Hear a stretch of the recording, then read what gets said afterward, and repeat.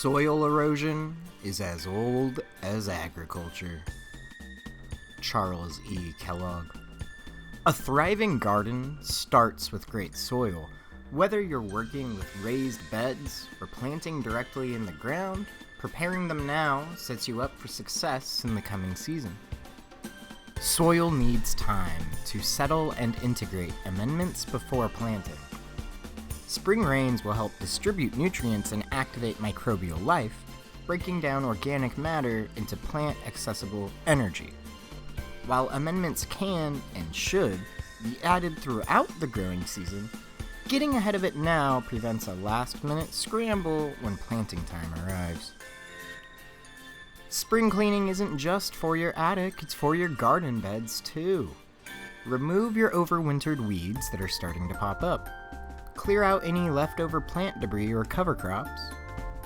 And if your temperatures aren't consistently above freezing yet, consider waiting. Many beneficial insects are still overwintering in plant debris, and disturbing them too soon can disrupt their life cycles. Now is also the time to check for soil compaction or drainage issues, erosion from winter weather, or any damage to your raised bed frames. This quick assessment ensures your beds are in top shape before you start planting. The soil is the great connector of our lives, the source and destination of all. Wendell. How much soil you need to add depends on how much has depleted over time.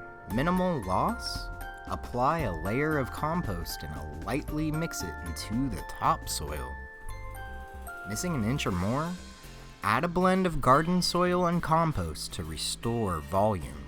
I do lightly till my raised beds to refresh the soil. But I do also practice no-till gardening in my in-ground beds, where I use cover crops as a green manure. Research does show that tilling often worsens soil compaction rather than fixes it. And the final step is to mulch.